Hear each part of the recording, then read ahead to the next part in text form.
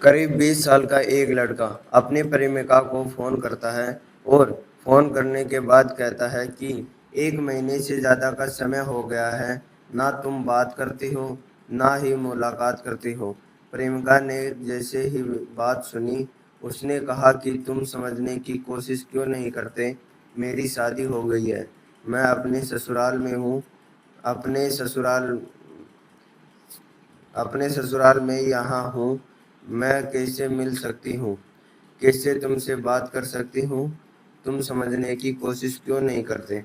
बहुत जल्दी मायके आऊँगी। मायके आने के बाद मुलाकात करेंगे जैसे जैसे बात मुलाकात करने की आती है। तो वो लड़का कहता है कि मुलाकात तो मुझे आज ही करनी है, अब चाहे कुछ भी हो जाए। अब इस तरह से अब इस तरह की बात आती है, वो कहती है कि मैं अपने ससुराल में हूँ, समझने की कोशिश क्यों नहीं करते? वो तारीख थी 25 मार्च 2026 की दोपहर के आसपास का समय हो रहा था। उसने जिद पकड़ ली, अगर या तो तुम मायके आ जाओ और नहीं आओगी तो फिर मैं तुम्हारे ससुराल पहुंच जाऊंगा। जब यह बात आती है तो वो लड़की थोड़ी परेशानी में हो जाती है। कहती है कि समझने की कोशिश क्यों नहीं करते? कहता है कि मैं हर हाल में आज शाम 7 बजे तुम्हारे ससुराल पहुंच जाऊंगा, यदि तुम मायके नहीं आई तो।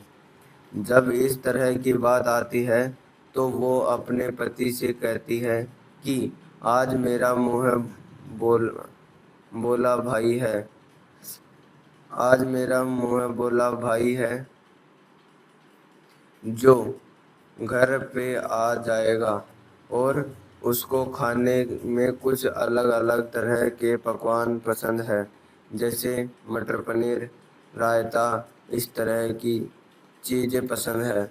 तो यह सबका इंतज़ाम करो। जब इंतज़ाम हो जाए तो मुझे बता देना, मैं खाना बना लूँगी। लगभग शाम के 7 बजे के आसपास वो घर पहुंच जाएगा। जैसे ही ये इंतज़ाम होता है, खाने पीने का का इंतज़ाम होता है। इसके बाद फिर ससुराल में उस लड़की की उस लड़के की एंट्री हो जाती है।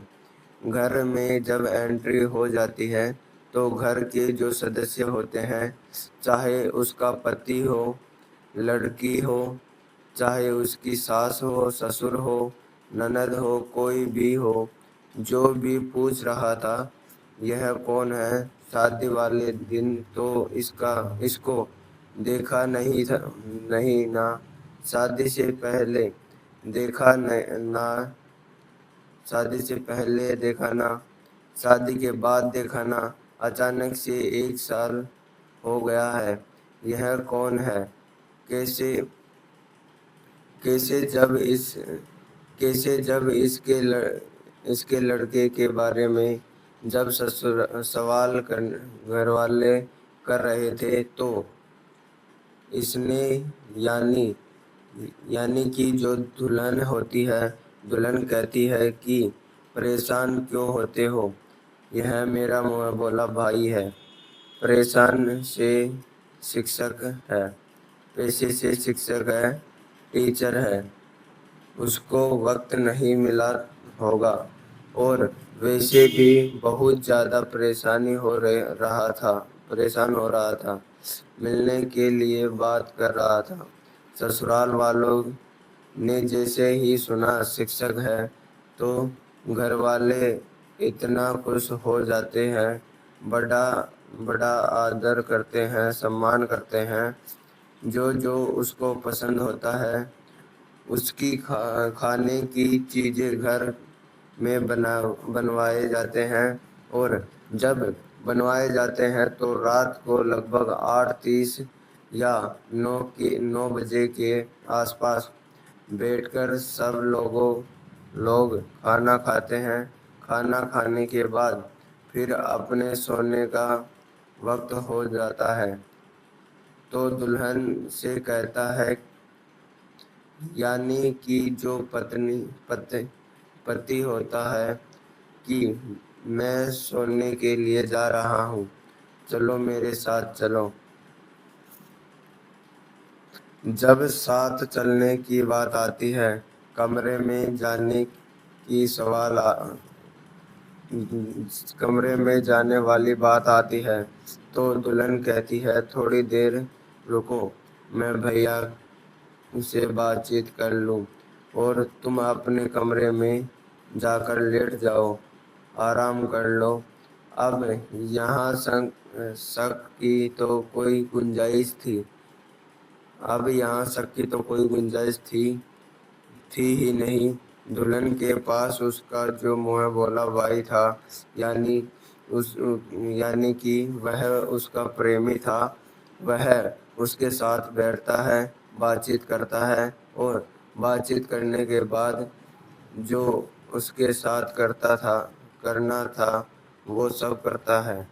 यहाँ कोई ना रोकने वाला था, ना कोई टोकने वाला था, क्योंकि एक रिश्ता ऐसा क्रिएट किया गया था, उसके उस रिश्ते में कोई शक की गुंजाइश ही नहीं थी। जब गुंजाइश नहीं थी, जो चाहा वो आराम से कर लिया। पूरी रात बीत जाती है। अब उसके बाद दिन निकलने के बाद एक कल दिन निकलने के बाद एक कत्ल होता है। कत्ल भी भयानक रूप में होता है, और किसी को कोई बात का एहसास तक नहीं होता कि एक कत्ल हो जाता है। उसके बाद उस लाश को दफन कर दिया जाता है। कब्र में जब कर दिया जाता है, तो लगभग 3 महीने का समय बीत जाता है। 3 महीने के बाद फिर उस कब्र से लाश लाश निकल के बाहर आती है, और जब मीडिया में खबर पहुंचती है, तो लोगों को बिल्कुल भी यकीन नहीं हो रहा था कि कत्ल के पीछे की ये वजह आदाब कत्ल के पीछे की ये वजह। नमस्कार, मैं सुमित प्रजापत, और आप देख रहे हैं Sumit Prajapat education 7 news crime.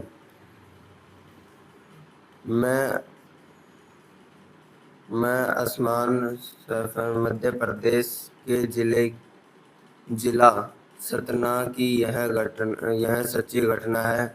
वहाँ का थाना लगता है रामपुर बंगेला बंगेलान रामपुर बंगेलान का गांव लगता है मोहा टोला, और मोहा टोला के अंतर्गत आने वाले भगदेवरा एक गांव है, जगह है। यहाँ का रहने वाला संतू यादव होता है। संतू यादव 28 मार्च 2026 की सुबह लगभग 10 बजे के आसपास थाने पहुंच जाता है, रामपुर बंगेलान में। वहां जाने के बाद इंस्पेक्टर साहब से कहता है कि इंस्पेक्टर साहब, मेरा बेटा है जिसका नाम विपिन यादव है, उम्र जिसकी लगभग 20 साल के आसपास है, वह मिल नहीं रहा है। मैंने उसको हर जगह तलाश कर लिया।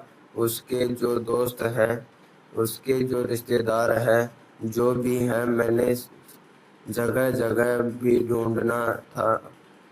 ढूंढा था। वहाँ वहाँ उसको तलाश किया, लेकिन उसका अता पता नहीं चल रहा है। आप हमारी मदद कीजिए। जब इस तरह की बात आती है, थानेदार उस व्यक्ति को बिठाता है। कहता है, परेशान होने की ज़रूरत नहीं है, एक प्रार्थना पत्र लिख के दे दीजिए। और प्रार्थना पत्र लिखने के बाद बाद हम उस मामले में कार्रवाई कर देंगे। लड़के का फोटो दीजिए भेज लड़के का फोटो भी दिया जाता है और लड़के का फोटो के साथ ही जो जानकारी थी वो सब जब दे दी जाती है। जो भी था वो लिख दिया जाता है उसके अंदर। जब पुलिस वाले कहते हैं कि तुम्हारा बेटा तो नाराज होकर घर से निकला निकला है, तुम परेशान क्यों होते हो, आ जाएगा।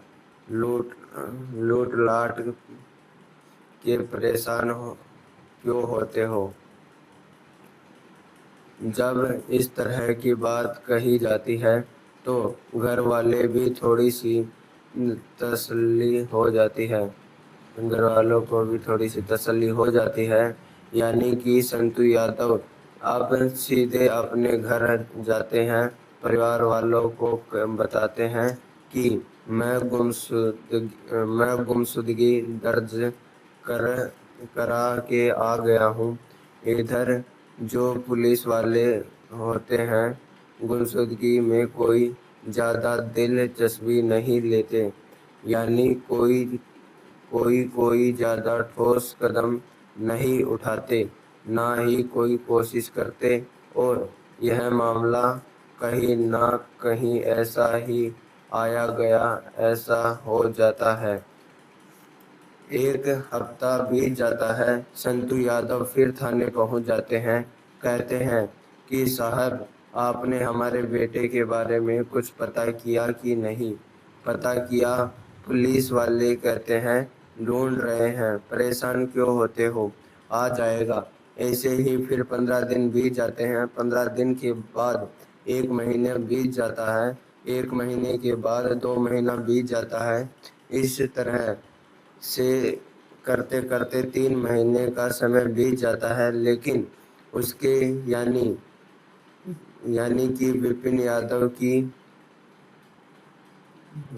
यादव की खबर 1 साल पहले शादी हुई थी। शादी के बाद उसकी जो पत्नी थी अपने ससुराल में रह रही थी। एक दिन वो अपने सास ससुर से कहती है कि मम्मी पापा, अगर आपको कोई ऐतराज़ ना हो तो क्या मैं अपने मायके चली जाऊं। जब बात मायके की आती है तो ससुराल वाले कहते हैं कि हाँ बेटा, क्यों नहीं, दिक्कत हाँ बेटा, कोई दिक्कत नहीं, कोई परेशानी नहीं, तुम मायके चली जाओ। लड़की अपने मायके चली जाती है।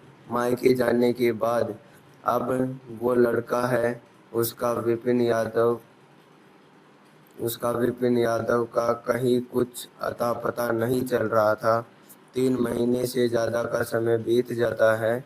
इसी बीच इसी बीच में इसका जो लड़की का मायके होता है, दरअसल मध्य प्रदेश का जिला रीवा है।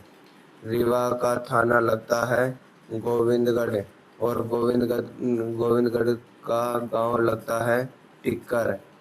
वो वहाँ की रहने वाली होती है। तारीख आती है 7 जुलाई 2026। सुबह लगभग 10 या 11 बजे के आसपास का वक्त हो रहा था। पुलिस को फ़ोन किया जाता है कि आंचल यादव आंचल यादव के घर में झगड़ा हो गया है। आंचल यादव उस लड़की का नाम होता है जो विपिन यादव जो गायब हो चुका था, उसकी पत्नी। यानी कि वह खुद फोन करती है कि हमारे घर में झगड़ा हो गया है, साहब जल्दी हो सके आ जाएगा। आज आई साहब जल्दी हो सके आ जाएगा। इस पुलिस की टीम घर पर आती है। घर आने के बाद जब देखती है कि सामान्य जो झगड़ा था इस तरह के झगड़े कई बार हो जाते हैं। पुलिस वाले आराम से समझा बुझा कर यह यहाँ से चले जाते हैं। जैसे पुलिस वाले निकल रहे थे, इसी बीच में गांव का ही एक व्यक्ति पुलिस वालों के पास पहुंचता है। पुलिस वालों के पास पहुंचने के बाद कहता है कि साहब, आपको एक बात बतानी है। अगर आप इस बात का किसी को कोई जिक्र ना करें तो वो कहते हैं कि यहाँ वो कहते वो कहते हैं अगर आप इस बात का कोई जिक्र ना करें तो वो कहते हैं कि यहाँ बताइए क्या बात बताना चाहते हैं। साहब, जिससे आप मिलकर आए हो उसका नाम आंचल गुप्ता है। आंचल गुप्ता नहीं, आंचल यादव है। दरअसल आंचल यादव का जो पति है ना, वह 3 महीने से गायब है, लापता है और यह मायके में आराम से रह रही है। इसके चेहरे को देखकर बिल्कुल भी एहसास नहीं होता जैसे ही यह परेशान है जैसे कि यह परेशान है। देखा होगा आपने, इसके माथे पर सिंदूर भी नहीं लगा हुआ। जब पुलिस वाले इस तरह की बात सुनते हैं तो पुलिस वाले कहते हैं कि हम इसमें क्या दिलचस्पी लें, लेकिन वो कहता है कि साहब, देख लो, पता कर लो, इसमें हो सकता है कि कुछ ना कुछ बड़ा मामला रहा हो। और देखो, जब जब आप घर पर आए थे तो घर पर एक लड़का था जिसका नाम सुनील कुशवाहा होता है। वो भी उस वक्त मायके मौके पर था। पुलिस के दिमाग की घंटी बज जाती है। पुलिस ने क्या काम करा। घर में वापस एंट्री मारती पुलिस घर में वापसी एंट्री मारती है। एंट्री मारने के बाद घर में जो लड़का था जिसका नाम सुनील कुशवाहा होता है, सुनील कुशवाहा को पुलिस हिरासत में लेती है। हिरासत में लेने के बाद सीधा थाने लेकर आ जाती है। उससे जब जांच पड़ताल की जाती है, उससे जब बातचीत की जाती है तो बातचीत करने के बाद वो कहता है कि साहब, वो तो मेरे बहन लगती है। आप कैसी बात कर रहे हो। पुलिस बोलो पुलिस बोलो पुलिस वालों को जब यह कहानी बताई जाती है तो पुलिस वाले इस कहानी पर यकीन कर लेते हैं। लेकिन पुलिस वालों ने थोड़ी समझदारी से ये काम लिया। गोविंदगढ़ जो रीवा की पुलिस होती है, जिन्होंने सतना के रामपुर बग्घा बंगेलान की पुलिस को फ़ोन किया। फ़ोन करने के बाद कहा कि हमारे पास एक टीम है, एक व्यक्ति है जो तुम्हारे काम का हो सकता है। आप आकर देख लीजिए। आप इससे आप इससे मुलाकात कर लीजिए। जैसे ही ये थाने की पुलिस को सूचना दी जाती है, रामपुर बग्गा की पुलिस मौके पर आती है और आने के बाद सुनील कुशवाहा को अपने साथ लेकर चली जाती है। अब सुनील कुशवाहा से पूछा जाता है कि भैया, वो लड़का जो गायब हुआ है, वो लड़का यहाँ है, उसके बारे में बताइए। उसने वही कहानी जो गोविंदगढ़ की पुलिस को बताई थी, यही कहानी उसने रामपुर बगलाना की पुलिस को बताई। और जब रामपुर बागान की पुलिस ने ये सुना तो पुलिस को एक बार तो यकीन हो चुका था, लेकिन पुलिस ने जो उसका मोबाइल नंबर था, उसके बाप का नाम, उसके घर का नाम, जो भी उसके परिवार में सदस्य हैं, हर किसी की जानकारी थी। और हर किसी की जानकारी थी। और उसका जो नंबर था सर्विस सर्विलांस पे लगा दिया जाता है सर्विस लाइन पर लगा दिया जाता है। अब जब नंबर सर्विस लाइन्स में लगाया जाता है तो सर्विलांस लगाने के बाद साथ ही जो उसकी कॉल डिटेल्स रिकॉर्ड थी वो निकलवाई जाती है। तो वो एक नंबर पर लगातार प्रतिदिन कम से कम 10 बार कॉल करता है। और एक दो कॉल तो ऐसी होती है जब घंटों घंटों बीत जाता है। पुलिस वालों ने जब इस बारे में पता करने की कोशिश की तो वो नंबर किसी और का नहीं बल्कि आंचल यादव का होता है। आंचल यादव अब वो भी अभी तो बोल रहा है। आंचल यादव अब वो अभी तो बोल रहा है। उसकी बहन है। बहन से वो दिन भर में 10 बार में क्या बात करता है, घंटों घंटों क्या बातचीत करता है। एक लड़का अपनी बहन से ऐसे कैसे बात कर सकता है। पुलिस ने जब उससे यह पूछना शुरू किया तो वो उसके बारे में कुछ ज़्यादा सही नहीं जवाब दे नहीं पाया।